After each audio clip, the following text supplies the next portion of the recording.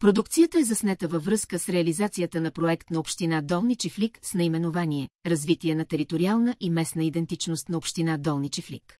Проектът се осъществява с финансовата подкрепа на Програма за развитие на селските райони 2014-2020 година, съфинансирана от Европейския съюз, чрез Европейския земеделски фонд за развитие на селските райони.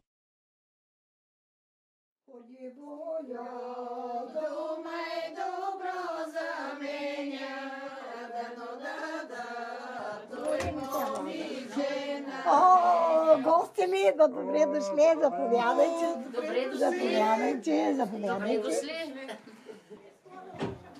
Как се случи, че в този хубавия ден, когато нарекахме да започнем да изработваме кича, вие пък сте дошли. Добре дошли да сте, заповядайте да ви разкажа няколко думи за дрехата, която започваме от днеска да правим.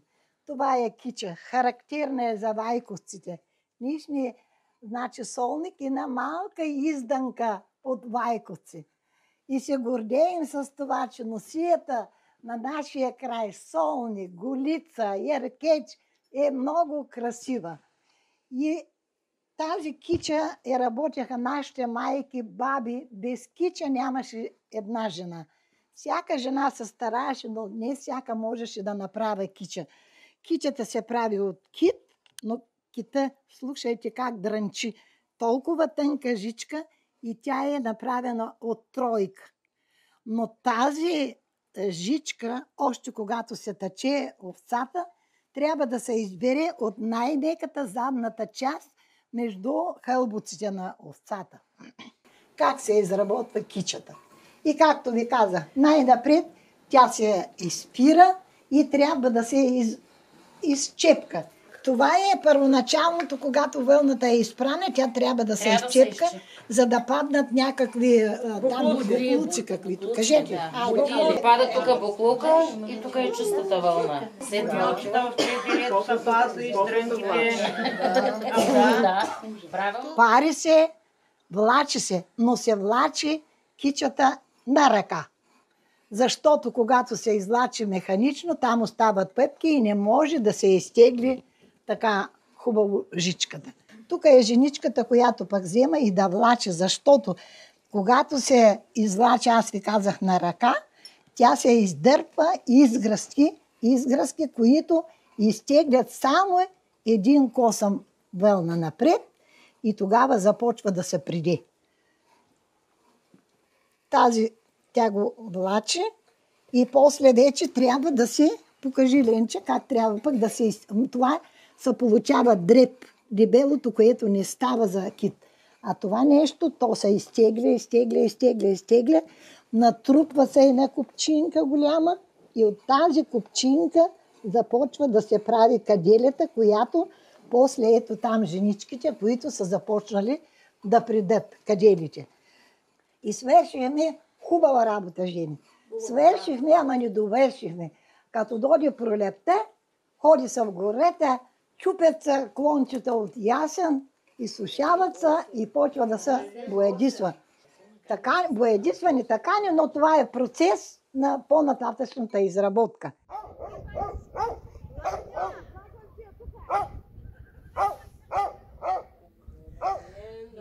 Придеми, прасукваме. Подготвяме се за кича. Излачих се хубава вълна и реках да се напреда дреб за кича. Дреба се приде малко по-дебеличко от основата и се тъче, реди се с товалката, като се тъче стана, помежду се слага кита. Кита трябва да е тенък, пък дреба по-дебеличък. Кита се приде тенко, прави се 3 ката и тогава се боядисва. Аз пресуквам кит. Преждата трябва да е по-остра, островулява вълна, за да е по-здрава жицата и да стане прав и здрав кита на кичата. Тъй се пресуква, той се казва прясук. Трябва да се получи кит. Това е кита. Ако се пресучи хубаво, кое е хубаво, напреден от хубава вълна и пресукано панат на халките, после се нарязва и се получава кита на кичата. Като играе жената на хорото, трябва да се люляй кита, да е прав. Аз го навивам на халката, изпавам го хубаво, за да става прав кита. И после да го сложим да се боядиса. В крайна сметка той се получава, вече дет се слага на стана, като се тече, да се нарежда там и той нещо се получава. След прежба, след опаване, след боядисване и се получава кит. И този кит се реди и се правят китче с него. За боядисване. Готово ли е за боядисване Готово вече? Може да отиваме да се боядисва вече.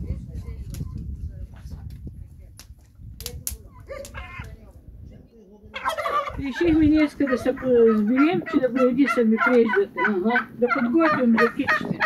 Ама то подготвихме янет, а я подготвихме огъня, пиростията, котела наляхме удар. Сега трябва да туриш малко сол. Сачка и я. И сега дартите хора слагат ти железа. Това трябва черно да става. Черно. И сега и друго ще сложи другата булка. Корите от осенца надране и да възори малко и ще слагаме вече триба, кита, да се боядиса. Едно време казват нашите баби, кичата била саета на жена. Сега ще го оставим. Да стане черно хубаво. Лескава черно. Обращай го тай да става. Кита да сложи. Кита, слагай го. Слагайте и кита. Другите ще придат пък за сетня пак да туриме. Виж какво черно стана. Гледай. Ще направим кичите. Той дрибаш станал. Я няма вече трябва да стане да приготвим. И то другата остави. Стане подготвени, той е малко тога. Като са боядиса, вече да преждата. И то вече слагаме такива. Слагаме сохи. Снуем го, навиваме го, на стана вече го слагаме. То стана вече отделна работа. Сега най-напред, той сме го изпрели за основа, боядисано и го слагаме на въртелчето. От въртелчето почваме да го, тук да сучим масурите. Сядам тук на чекрака и почвам да го навивам тук.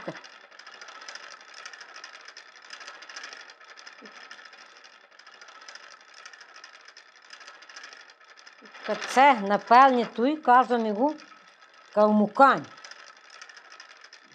Той е направено от мангуна, на той навиваме преждата. И като напълним тези калмукани, нареждаме ги на кловета. Той е кловета. Напалгаме я с калмуканите кловета и оттам го навиваме на крусното. Слагаме тук едни пръчки и се навива на крусното. От крусното тук вече... Сега, като е основано, почваме да го навиваме на крусното. И идват сега тези жици тук, идват огнищелките. Той се казва нищелки. И огнищелките се наводя. Да покажа ли как се наводя? Тук.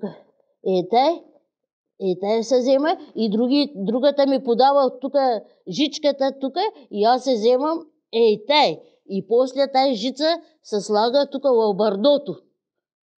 Тук в бардото. И той се казва ватали, тук в бардото слагаме. И сега тези жици всичките ние сме ги направили. Направили сме ги, слагаме на той крусно и го затискаме яко. Яко го запрягаме тук на стана. И като го запрегнем на стана, вече започваме да си тъчеме. Това е сувалка. И сувалката се слага тук. Слага се ватъка. Тук с перцето. Така. И това е така. И вече се тъчи. Тъчи се... И аз тапвам тук на тези педали, на поднощите, тук в краката. краката дед трябва да натисна. Тук, за да отвори уста. Да отвори уста, да мога с сувалката да сложа летъка. И сега съм сложила летъка и правя с той, с бърдото и стой, така вече. Така тъй. И цялото. Ето сега, двата крака са в средата. Почвам с десния крак, натискам. Почвам с левия, тук натискам и сувалката си вари. Тя не спира. Няма тая, ама хем краката ми играят, хем ръцете ми. Тук почвам надесно.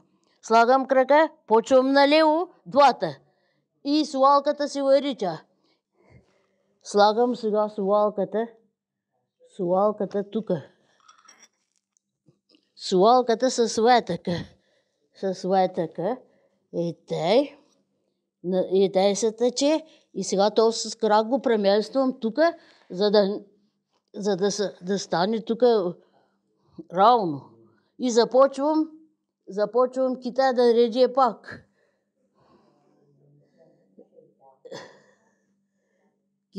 Кита е подготвен.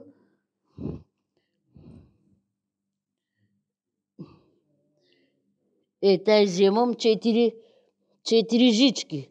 Слагам кита, уравнявам го и тук сега трябва да върна този кит тук, да се впринчи и тук и този пък тъй правя. Тъй. Ето. И пак го правя и тъй. И така. И сега този пък. Тук пак го връщам тъй. И тъй се изрежда триадолче. И след това се прави пак са на такава и толкова спръза и толкова, пак кит и да става кича. Кичата на времето нашите майки и баби я носеха всеки ден. Тя е един вид хем официална, хем пък е много удобна за работа. Знаете, българката е била винаги на полето и когато малка русица забали, тя не сяда под крушата да чака да спрем, започва да копае. Кичата по нейните жички надолу се стичат самите капки от дъжда и не дава да се намокри жената. Освен, че за такава работа кичата, когато я облечеш в зимата, тя страшно запазва бъбреците, гърба на жената и оттам стават здрави, корави, хубави българки.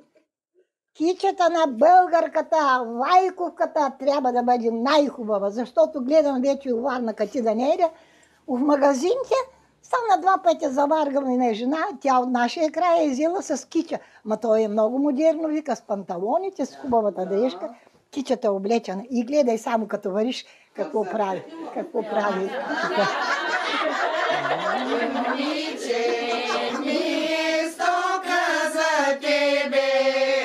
Момиче е боляска дъщеря, той момиче хляб ни сол не яло, той момиче на коляно раснало.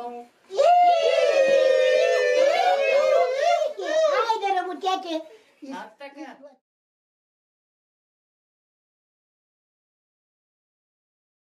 Продукцията е заснета във връзка с реализацията на проект на община Долни Чифлик с наименование «Развитие на териториална и местна идентичност на община Долни Чифлик».